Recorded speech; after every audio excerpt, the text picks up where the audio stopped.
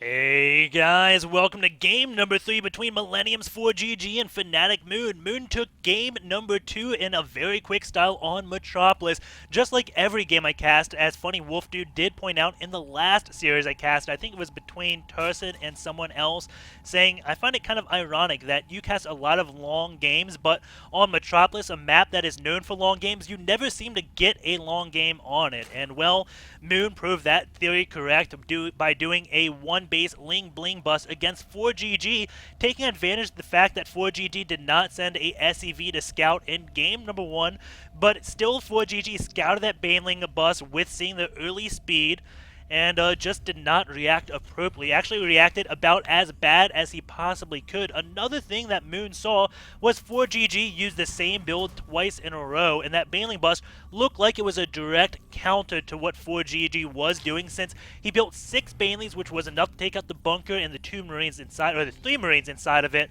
and left with no defense whatsoever. But maybe that was just luck for Moon. We do see Moon going out with a drone scout just so he does not get 2 racks. He wants to see exactly what 4GG is doing, and he isn't getting a gas at 14 supply, so he is going to be going with a 14 hatch, maybe a 15 hatch. There we go, 15 hatch is going to be it, unless he tries to do something unique yet again. And Moon, one of those Zerg players that you just cannot predict. Again, in game number 1, he ended up building a Nidus Worm to try to go for an all-in after he knew he lost the game. Just was like, well, why not try it?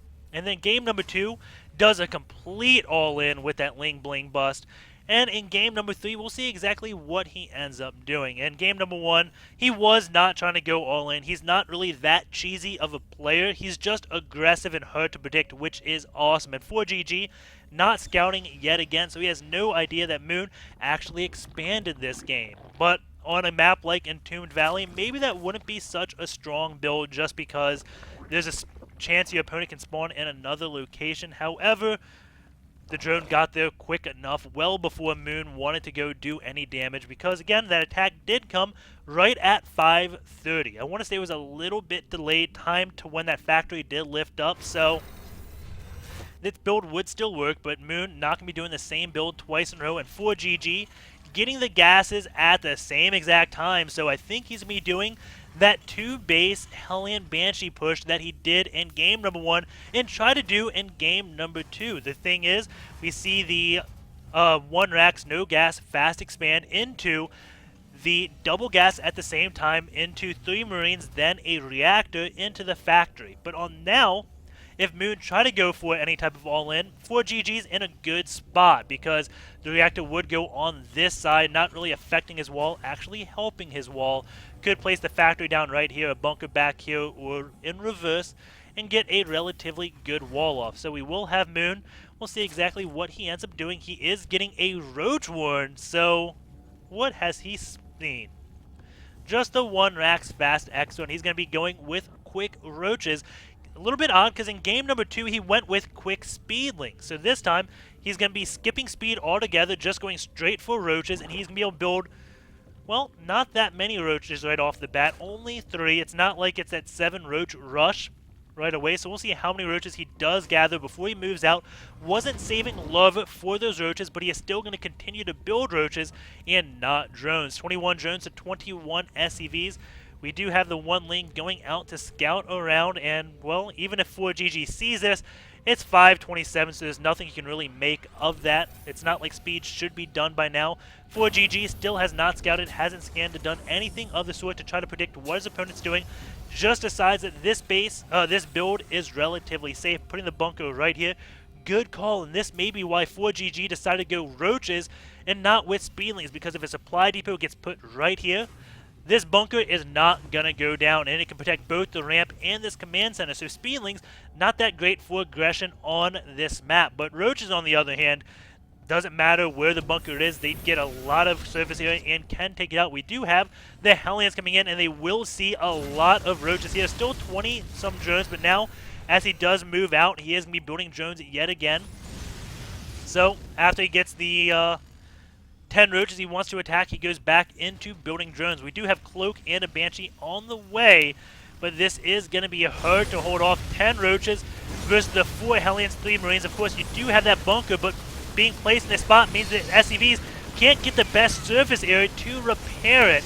Not that there are that many SCVs down here on this low ground. Bunker does go down before any roaches really fall. That Marine will get taken out, and now 4GG can, well, Moon can go up into 4GG's base. These two Hellions just can go in for the counter attack, hoping that Moon has started droning up behind this.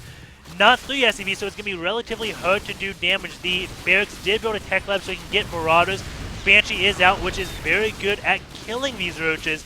And now those two Hellions going to be coming in, getting 2 drone kills right away. And I think it was only 2. Yes, only 2 drone kills to the 11 SCVs that Moon has taken out right now. The Marauder and Banshee are going to clean up these roaches, but Moon has done quite a bit of damage. 38 supply to 51 supply. But now we have to have Moon be able to defend against the Banshees and Marauders. He doesn't have speed, so he's going to have to build roaches against that, which is not the best thing. We do have that lair just about done, getting a macro hatch right away. And this is going to be a little bit tough. Still droning up now, getting another Queen. Has 3 roaches to defend against 2 Marauders, 1 Banshee, and 4 Hellions. And this is going to be a tough, tough defense. Banshee is going to be coming in. No creep connecting the natural and the main, so it's going to be really hard to get those Queens by. Banshee is in. There is a Spore Caller being built. The drone's going to be pulled by the Spore Caller. That Banshee is going to be surrounded kind of by Queens. A lot of hits going to go off. Actually, not that many hits. The Banshee predicts when that Spore finishes, sees that coming in, and goes in a relatively good position.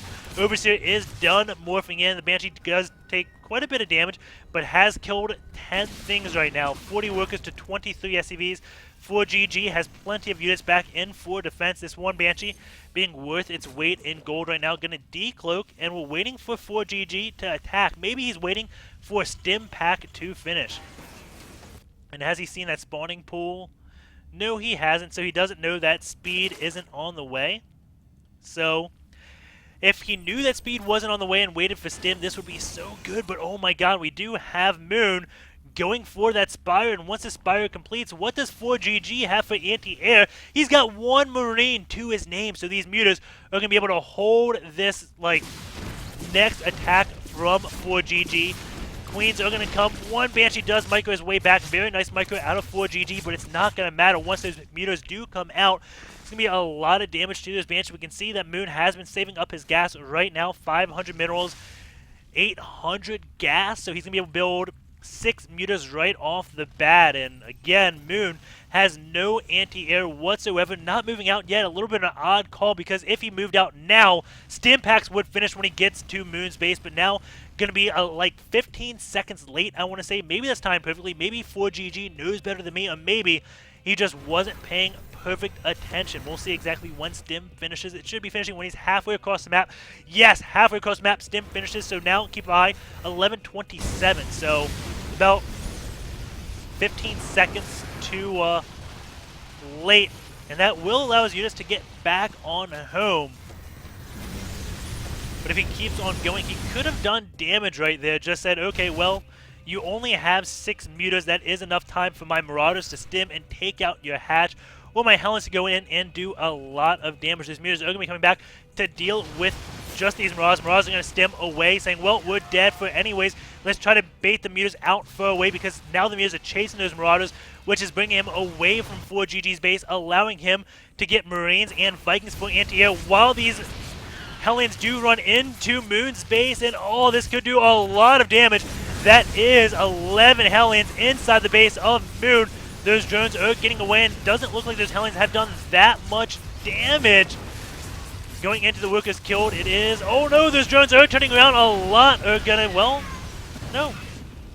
Some damage done. Now the mutas coming in, but those Marines with the Vikings are enough to take them out. Mutas are going to bait that one stim and now just go around, go over into the main base.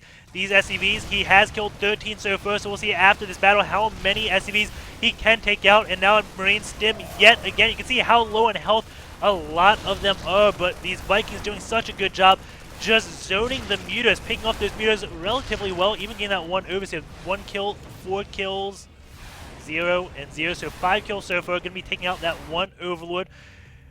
We did see this one base get taken on out because there is lava here, so 4GG did kill that one base during all of this. And it's 100 supply right now, 277 with 4GG being supply capped. We do have that one Marauder coming off in the back. Actually, Moon supply capped. I keep mixing up those two players. My bad about that, but good Viking Myco right now trying to kite those mutas. And now they no longer can try kiting that one injured Viking back and may have saved one volley. And will he get this next muta? That is going to be close. One more volley, he will get it, but no, does not get that. 2 HP left on that. But Moon right now sees that 4GG not taking another base. Going to be trying to take a base yet again. And this time he will be getting it. A handful of mutas are going to be flying over here. And 4GG again doesn't have the most anti-air, but he does have Medivacs out now, so the Marines can stim. And the mutas are going to come in, see if they can do any damage, or at least get any scouting off. Lots of supply depots being built, and the mutas can't do anything. Actually, one muta does go down. So negative damage done there by Moon, but as long as he keeps 4GG contained to his base and stops him from moving out, that is a win. But 4GG is moving out right now, so Moon could be in a little bit of trouble. He is getting Burrow right now, but that has another 60 seconds until it is done, so that will not be done in time. He is getting Banelings out right now, but again, that's 60 seconds from now, so that's Baneling speed won't be on the way. This is going to be a vicious timing from 4GG going into that army supply. We can see 4GG 20 supply ahead going into the upgrades. Doesn't have any upgrades. Does have Stim, though. Does he have combat shields? Yes, he does. So Stim and combat shields, definitely pretty good upgrades. There are 2 Spineclaws here to kind of delay and not using those tanks for attack. Now those tanks going to be picking off a few Banelings. 3 Marines do go down. And 4GG just being so slow is allowing all these upgrades to finish. There we go, Stims on in. Gonna let the Medivacs heal up, and now the tank's gonna be inching the way for, there we go, moving on in. And he is going in for the kill. He could try to take out this third base, but deciding he wants to go in and win the game right now with a little bit more risky play. We'll see if it does end up paying off for those Marines. Just trying to bait any units into that tank line. There we go, Speed has finished all those Banelings. And Moon is getting some relatively good hits. Those roaches with lings are going to be able to take out those tanks, and all the tanks do fall. Mutas do back on off, and 4GG is forced to lift up, and Moon on 3 bases right now. I think that he has held this off. He has a 30 supply lead. Marine's going to be letting loose, but those roaches are going to be picking them off, and he had to let loose because Mutas were going to be behind those Medivacs and go for that win. Now, 4GG is not out of this game, but he's got to do damage within the next 2 minutes unless Moon's third base is going to start kicking in. Maybe in the next 4 minutes, because Moon hasn't really taken a third... Well, he's taken his third base, but it's not that well saturated yet. Right now, it is just a macro hatch. So we will be seeing those links, see those Marines. So now he knows, okay, you are still being aggressive, still has this one roach right here. So he knows you don't have a third base. So right now, Moon should not be building drones, just getting a lot of units in, knowing that 4GG is going to be going in for an attack, and has probably could get a few more Banelings to this. Tank is going to be getting in a seize position, and now 4GG going with a slightly smarter position on that third base. Banelings coming in, and looks like 4GG with some really nice micro, turning down those Banelings will be enough to hold on, but he did lose his tanks right there, but more tanks are going to be coming across the map going into the army supply. It is even 63 versus 63, so 4GG again still in this game. This third base has not kicked in, but now in a minute the third base will kick in, so this is most likely going to be that last attack from 4GG. He has to do damage. Moon doing a good job at spreading that creep, but 4GG is going to be denying it. If he got the creep over here, that just delays 4GG from attacking him, and that's all Moon needs to do right now is delay, and let his base get in. 4GG though, 81 supply versus 82 army supply. More lings and blings coming in. Moon gonna be setting up for a flank.